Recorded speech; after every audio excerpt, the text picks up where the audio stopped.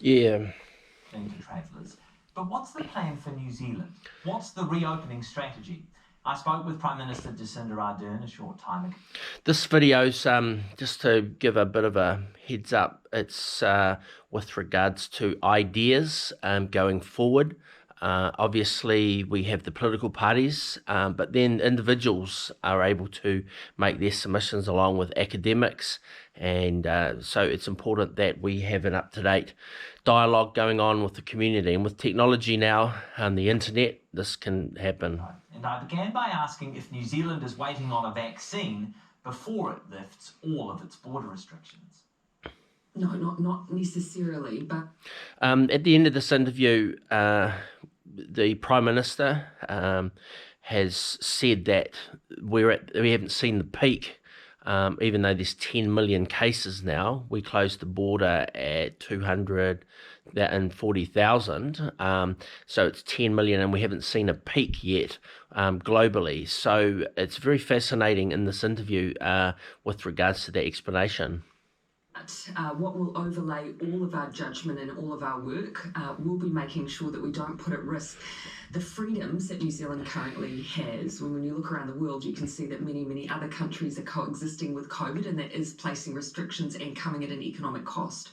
We are already, as you know, doing work on a trans-Tasman bubble. That coexistence is interesting because the freedom of movement and the handbrake, if you like, of the virus is not playing on people's mind. For example, the elderly over 65, if the virus was rampant throughout New Zealand, they'd be advisable to stay home. Any of the Pacific Island community that would have undiagnosed diabetes, they'd be advised to stay at home. So there's huge segments of our internal population which are able to venture because there's no virus. Yes, we've lost the tourism. Yes, we've lost 500 million from our universities. However, our universities, I feel, need to refocus on putting a better media back in New Zealand. The academic rigor that the universities have is to feed into the media and to make a very robust fourth estate, the freedom of the press. And they've abdicated that. They've run off after international easy dollars in education, and they haven't been doing the proper and hard yards. So this gives New Zealand the time to reassess the universities and obviously the cost of universities and the restructuring of universities, something that the government should put at top of it.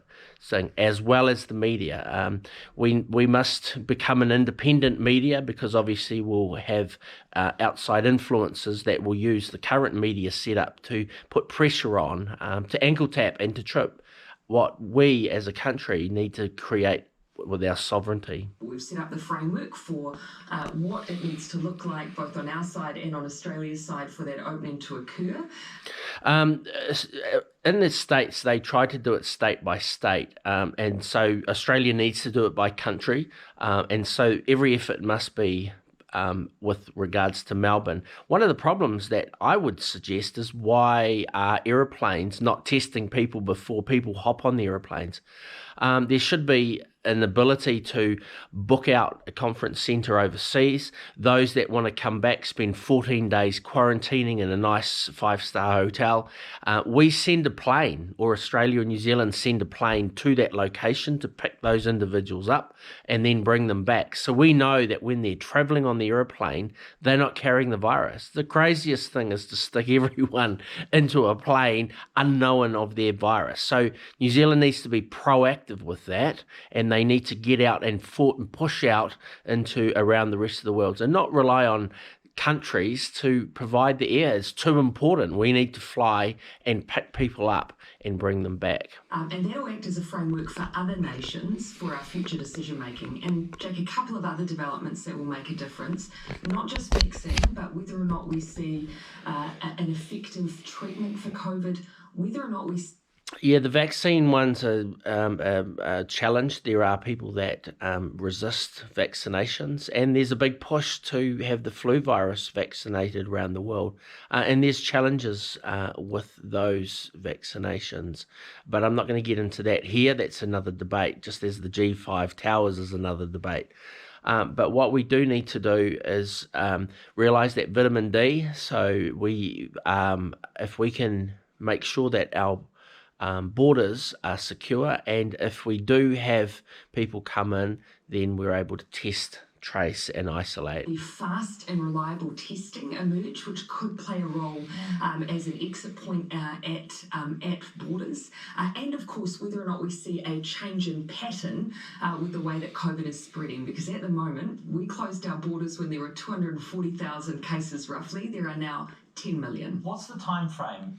So this young interviewer, I can see the frustration on the Prime Minister because she makes a drop the mic point, but I'm just thinking that he doesn't quite grasp the gravity of what she said. So she's around the table with some very intelligent and experienced people at the cabinet table, and so I can see the frustration having to have a whippersnapper, and there's no disrespect to this young guy getting his chops, but his abilities, that's my thinking. Everyone that has a media role must have a PhD, just to let anyone in the media come through. And the same with HR, be it public service or private sector. Everyone in HR needs to have a PhD. They need to be an A student.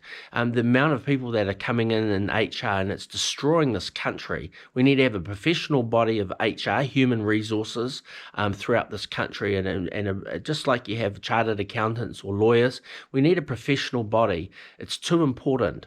And the other thing is that I've noticed, it's fine that the current laws around employment for a dairy owner or a fish and chip shop owner, the $25,000. But we're getting multinationals that are coming in. They have a war chest of $1 million, and they play games with our rules because and so they need up the ante by 100 times. So, for example, a big multinational, if it plays silly buggers with professionals, for an example, a chartered accountant, they face a $2.5 million fine as a multinational company, because at the moment we're actually we've got some real issues. And so these are some of the big things that the government needs to grapple with in this COVID environment: the pressure and the attractiveness and the affinity that this country has for the rest of the world, 190 countries, just the amount of people that will be knocking on the nightclub door to come into New Zealand. And so we need some good bouncers as well. For those new decisions to be made, though, if we are waiting on decisions to be made for testing or indeed for a vaccine, what happens if those things don't come about? Yeah, well, obviously at the moment there are rapid. Yeah, so the thing that we are in this country is and I just want to shout out 1 year's medical school and then a PhD in theology. The health minister, after 3 years, has obviously done a brilliant job. To actually qualify for medical school, there's only 400 people that get into medical school. 200 go down to Otago Medical School and 200 go to Auckland. So for him to qualify, so he's sharp as a tack. And the theology side of it allowed the flexibility that he brings into the cabinet.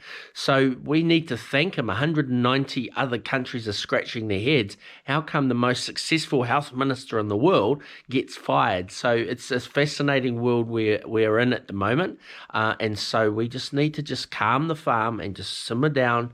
And this young chap, as an interviewer, he's drawing people like myself, bring some gravity, some inertia and some mass to the media scene. We need to have a much more diverse media.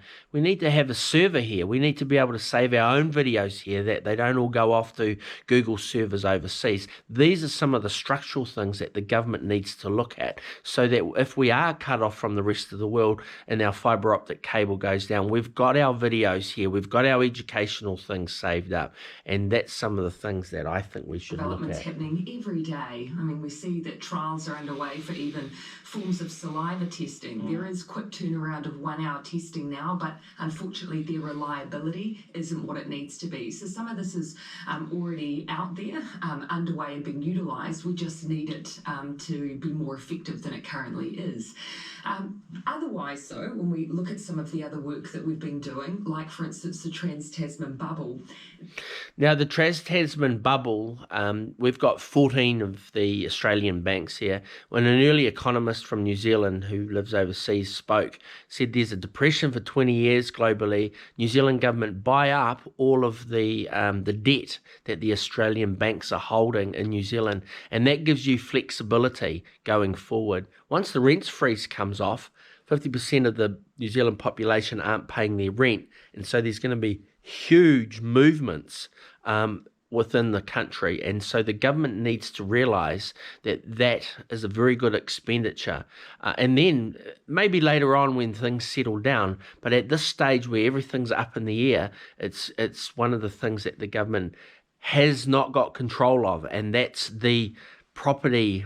And so there'll be pressure for purchase and sale and purchase agreements to go through. And I just want everyone in New Zealand to be debt free, and I want them to have a couple of freehold properties, one urban where they work and one rural or out by the beach. That's a birthright. We've got 5 million people, so to have another, everyone to have 10 million properties, so that people have the Maslow's hierarchy of needs. So these are another big, broad, sweeping things, big processes that New Zealand needs to discuss in this COVID environment, while 190 other countries plus are lining up behind us. We get to lead in a way that the rest of the world can follow. There, it's not just about us. Obviously, we're working to get our house in order, making sure that at airports we're separating passengers. Airlines know they'll need to keep transit passengers separate from passengers coming in from Australia. All of that work's under